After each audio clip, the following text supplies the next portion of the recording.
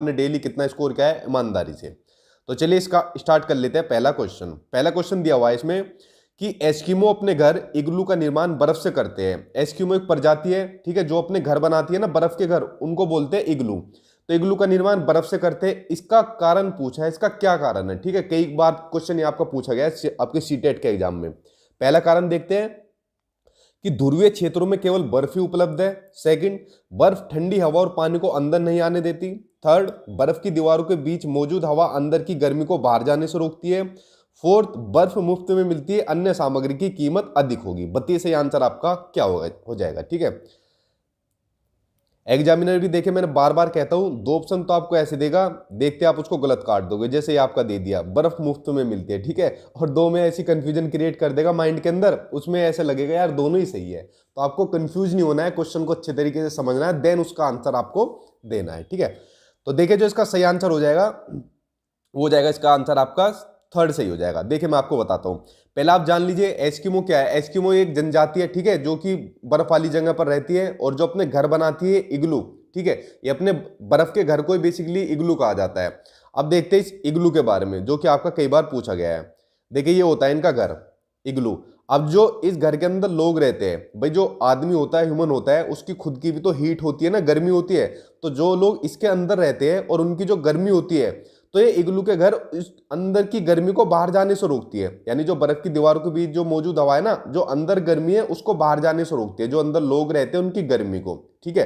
तो इसलिए इग्लू का ये आपसे क्वेश्चन पूछा था, इग्लू के बारे में मैंने आपको बता दिया है। बर्फ के घर क्यों बनाते हैं भाई, इतनी बर्फ वाली जगह में रहते हैं, ठीक है, वहां का टेम्परेचर बहुत ही लो होता है, तो वहां पर लकड़ियां नहीं मिलती ताकि लकड़ी से अपने घर बना सके, ठीक है। इसलिए ये लोग बर्फ से अपना घर बनाते हैं। मांस ये लोग खाते हैं जिंदा रहने के लिए, और कुछ इनके पास चारा है ही नहीं, ठीक है। तो चलिए ये हो गया आपका पहला आंसर इग्लू के बारे में, बहुत ही महत्वपूर्ण था, आपके कई बार पूछा भी गया है।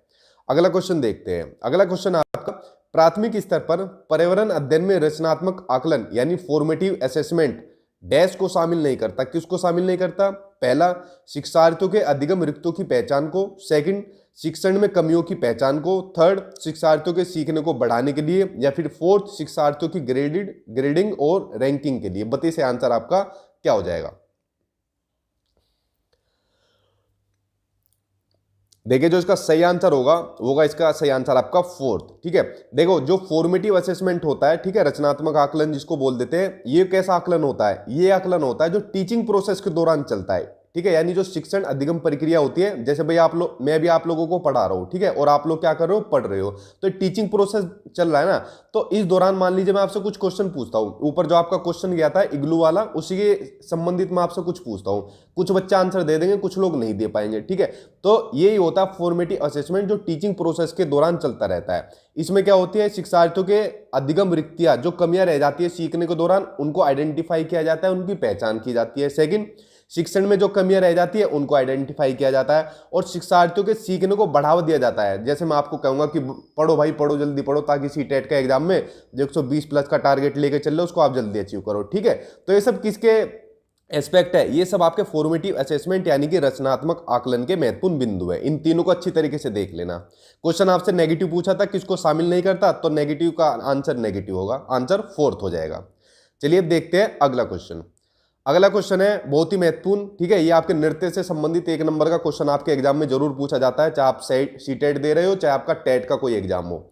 देखते हैं, निम्नलिखित में से कौन सा जोड़ा ठीक है, वो आपको बताना है। करेक्ट पेयर कौन सा इनमें से? कर्नाटक कथक, असम बिहू, उड़ीसा भरतनाट्यम, तमिलनाडु लावनी। बताइए सही आंसर आपका क्या हो जाएगा। ये शास्त्रीय नृत्य दिए हुए, ठीक है, इसमें आपको बताना है कौन सा शास्त्रीय नृत्य किस आपके स्टेट का होता है।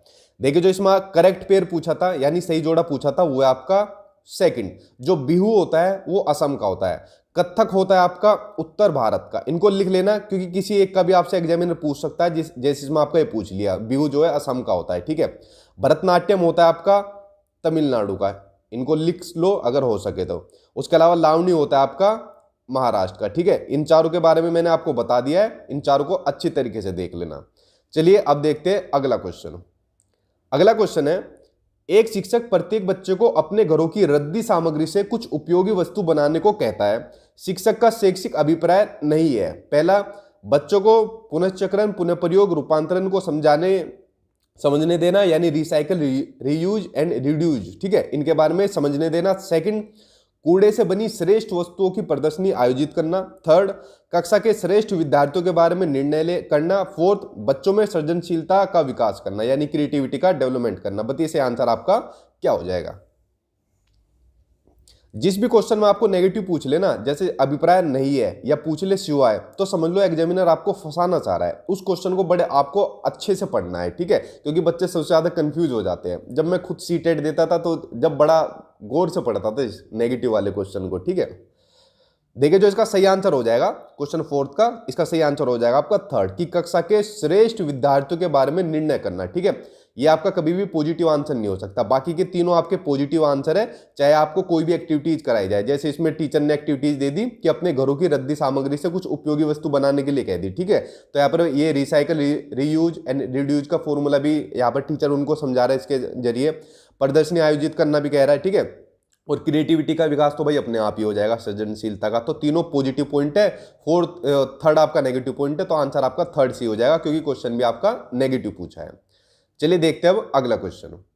अगला क्वेश्चन आपका, यदि हम पक्षियों का अवलोकन करते हैं तो हम यह पाते हैं कि अधिकांश पक्षी अपनी गर्दन अत्यधिक हिलाते हैं, ठीक है, यानी ज्यादा हिलाते हैं। इसका क्या कारण है? इनके होते हैं और वह उड़ सकते हैं। सेकंड, पक्षियों के दो नेत्र यानी कि आंखें होती है, इनके नेत्र दो भिन्न भिन्न वस्तुओं को एक ही समय पर फोकस करते हैं। फोर्थ, अधिकांश पक्षियों के नेत्र स्थिर होते हैं, यानी जो उनकी आंखें होती है वो फिक्स होती है और घूम नहीं सकती। बताइए सही आंसर आपका क्या होगा। ये पक्षियों से संबंधित भी क्वेश्चन आपका सीटेट के एग्जाम में कंफर्म आता है, ठीक है, इसलिए इनको देख लेना अच्छे तरीके से। चाहे तो आप नोट्स ले लेना, नोट्स में आपको सारा कंटेंट मिल जाएगा A to Z, वरना यूट्यूब पर तो मैं आपकी क्लास करा ही रहा हूं, ठीक है, क्योंकि NCERT से बाहर आपका पेपर नहीं जाएगा पूरा का पूरा। देखिए जो इसका सही आंसर हो जाएगा वो जाएगा इसका सही आंसर आपका फोर्थ, कि ज्यादातर पक्षियों की जो आंखें होती है वो स्थिर होती है और घूम नहीं सकती। अब इसमें दो क्वेश्चन आपके बनते हैं जो आपके सीटेट के एग्जाम में आए थे। पहला बनता है आपका उल्लू का।